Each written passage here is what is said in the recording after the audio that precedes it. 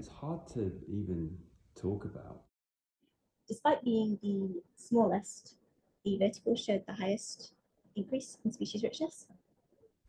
Despite being the smallest, verticals showed the highest increase in species richness. Despite being the smallest. So why is that significant? Well, for a number of reasons. What it demonstrates is that small is beautiful, as long as you make those products well. It demonstrates that you don't need a giant lump of concrete to produce a very high increase, in this case, a 267% increase on what was there before. The implications for that are enormous, aren't they? Because what we're talking about is very small interventions capable of producing extremely high bioabundance and biodiversity.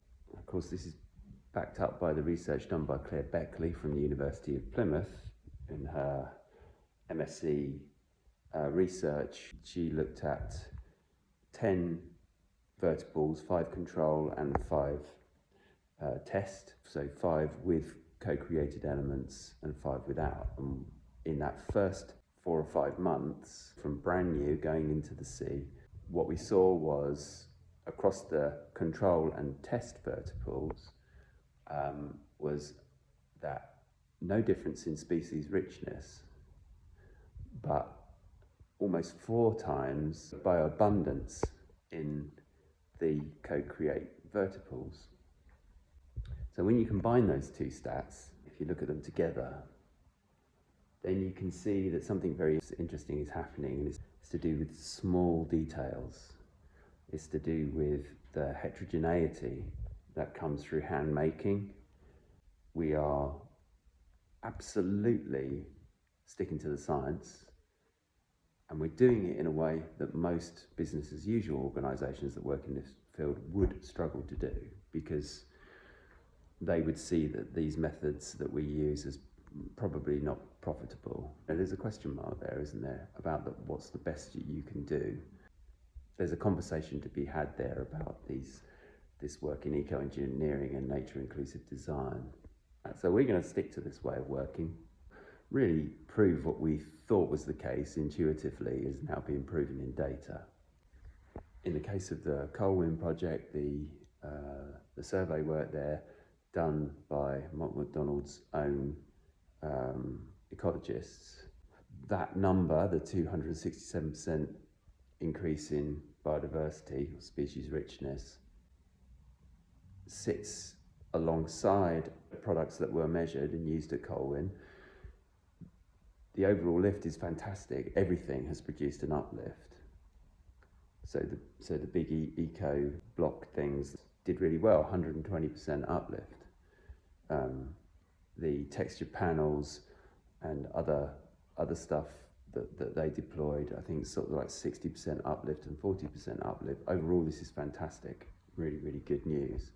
But you have to wonder why Artecology's smallest interventions there, the smallest interventions that were deployed, have produced the biggest uplift in species richness.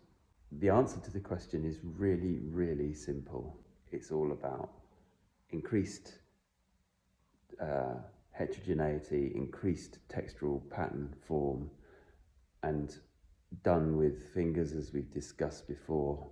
And the proof is right there, that machinery, technology, tooling, expensive moulding systems cannot compete with us as makers making these things. Also, the hands of participants who've never done this before. They still produce complexity that technology can't compete with, and the evidence is right there.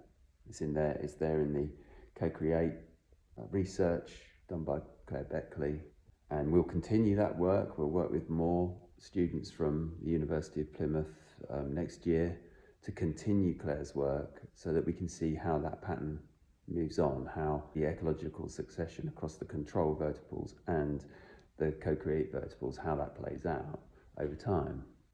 This way of working is producing the best results.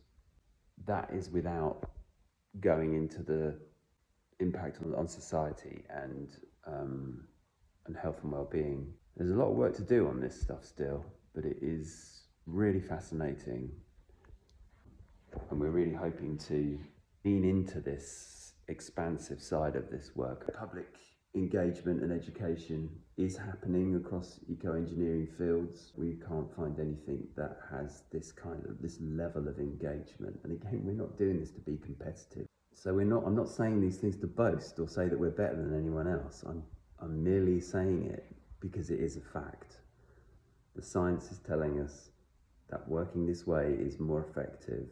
Small, packed with detail, is producing the best results as compared to other eco-engineering products. There's something to be taken seriously. That craft, arts, and science have something really important to bring to this world of eco-engineering, and we're going to keep going. We're just going to keep plugging away, and we're moving on now to actually making the units themselves, finding ways that anybody can make those things, and we're getting there. We've got some in the water. We're testing them at Science Beach just over the way, and this seems to me to be the way forward. It's perhaps counterintuitive in some ways because it sits adjacent to the world of business, which is really fueling the eco-engineering movement at the moment. We've taken an entirely different stance, and and that's what we plan to do. Keep going with that.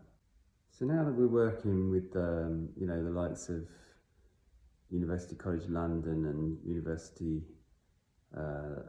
Loughborough London as well, the B Lab project, where we're looking at regenerative actions, work, entrepreneurship, business.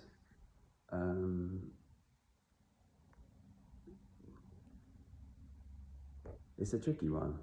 It really is. It's difficult to even frame this stuff in the context of business as usual. It's hard to even talk about because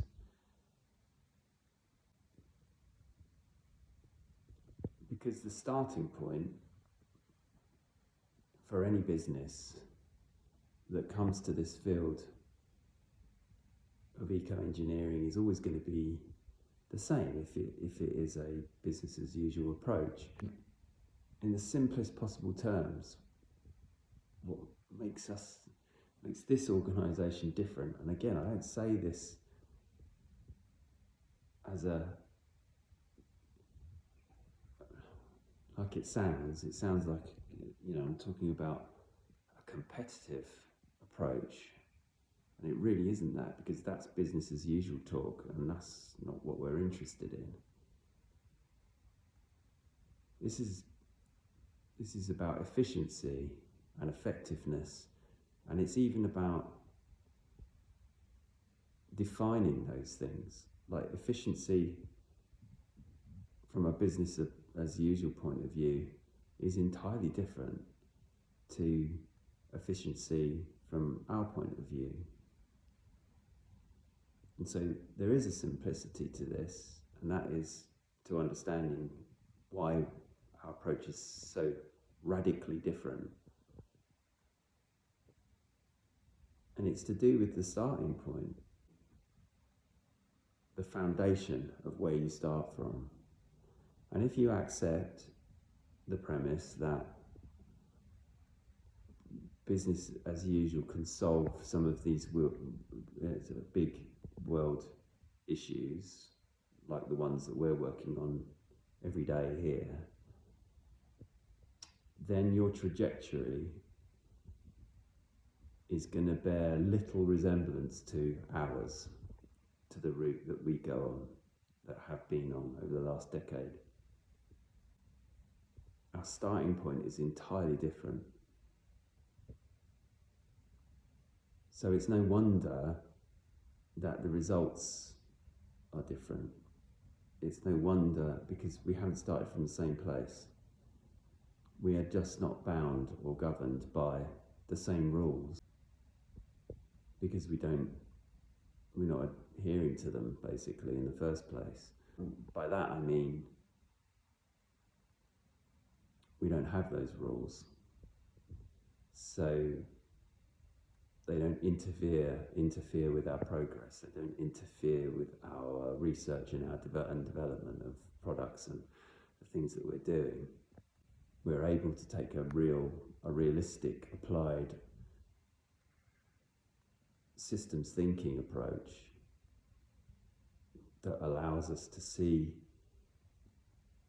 connected issues not as externalities, as business as usual will usually want you to do, but as integral parts of what we're doing. It shouldn't be difficult to talk about, but it is, because we're so indoctrinated into the business as usual approach as being the only way forward, and that if you don't take that approach, then you're sort of some weird entity, outlier, that doesn't carry the same weight as an organisation working in the business with the business as usual approach. And yet, if you look at the data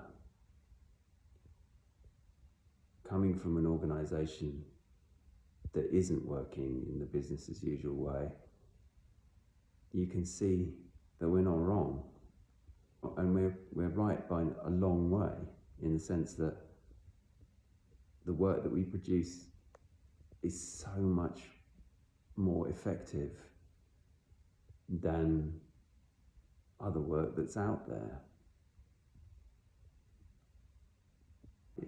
What does it tell you about the system in which we're all toiling away? What does it tell you about how we consider efficiency?